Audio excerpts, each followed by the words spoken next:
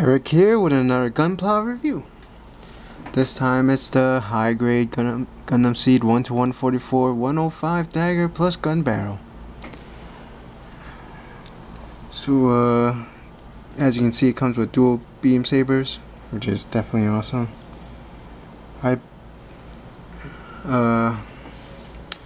Okay, so let's talk about the weapons and accessories. Here's the shield. Snaps right on and comes off pretty easily. And there's the beam rifle. Let's take the box out of the way.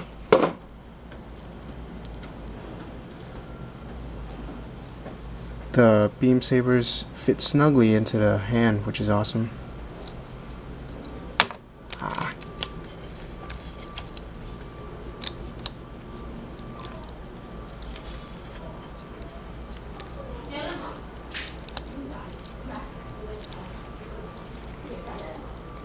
The beam rifle, not so much.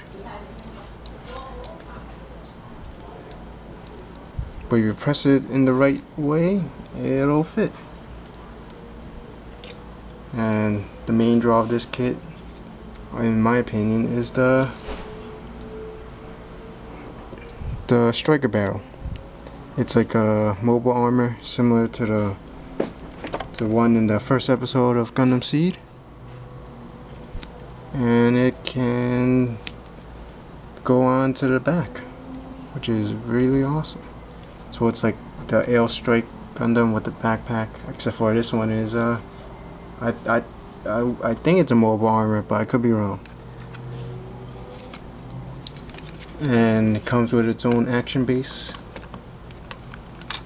Oops.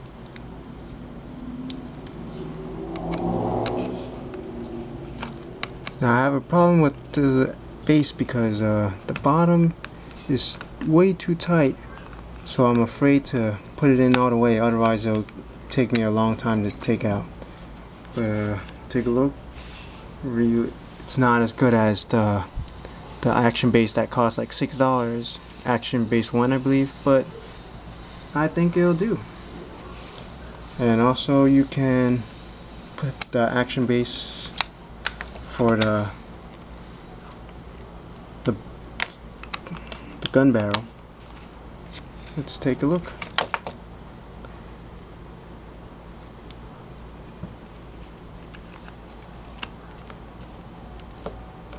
And there it is.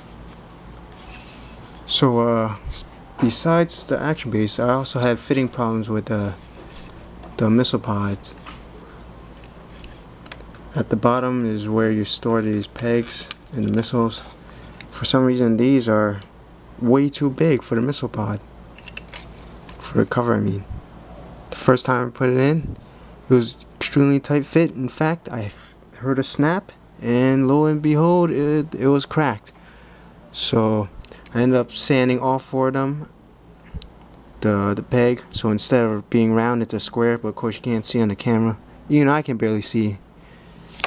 But it's no longer a round peg, and now it fits pretty snugly, and it doesn't cause this part to snap. So I don't know if it's just me, or maybe it's just a flaw with all the sets. And same thing with here. I sanded quite a bit of it, and it's a little better, but it's still really tight. So I'll probably sand it some more, then I'll be able to put the stand into it all the way. And also this is supposed to go on the side when you're having the gun barrel as the display.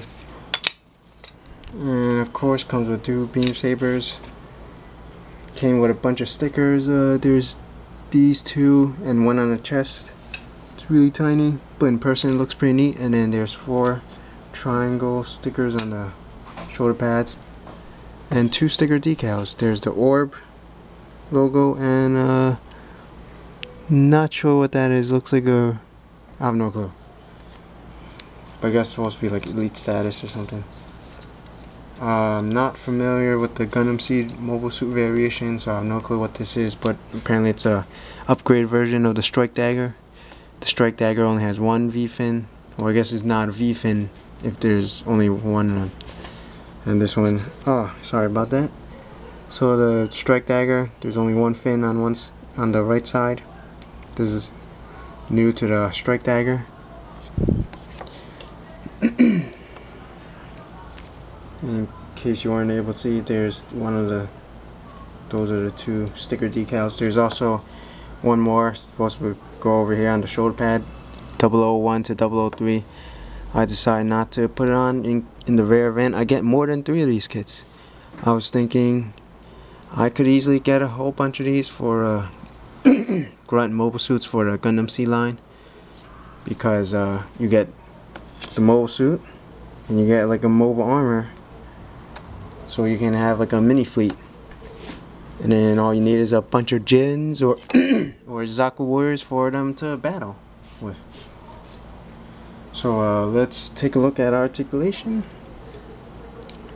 So for the arm over here, you can spin it 360. There's the elbow, can go around 90 degrees. The shield can go 360, but the shoulder pad kind of gets in the way. You have to hold it securely, otherwise the clip will fall off. There's also a peg for you to put the shield in the back, but it looks kind of funny. Let's take a look. There you go. I guess it could work depending on the pose, but overall it looks kind of funny. Like over here, have a shield in front. So if you're not too careful, the clip falls off all the time, but that's fine because I don't think you would want it to be stuck to the arm anyway. And in terms of color, I think it's great, but for some reason the hand is gray. That's like the only gray of the entire set, and the face plate. Now the face plate looks fine, but the hand looks kind of funny. I was expecting it to be white, and it reminds me a lot of the mobile Jin hand. It's probably the same exact one. I wouldn't be surprised. I've yet to do the panel lines, but I'll do those once my ultra fine tip Sharpies come in. And over here on the waist, there's a peg for the beam saber. And also I accidentally bended the beam saber when we're moving it, but and there you go, clips right in. And I forgot about the leg articulation. So front skirt moves that much,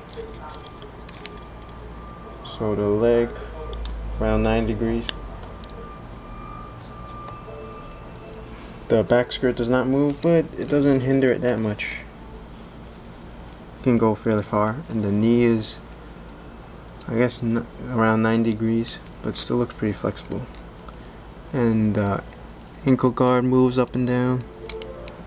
The foot goes up and down and can rotate to 360. And there's actually an ankle joint. Well, basically the ankle is double jointed, I guess. One on the foot and one connected to the leg. And the knee is also double jointed. And the shoulder, the arm can go out that far. Not that far actually, because there's a little armor vent on the side. And the shoulder armor can move a tiny bit. In terms of the waist, it can move forward a little bit, and the head can go 360. Can't see that. 360.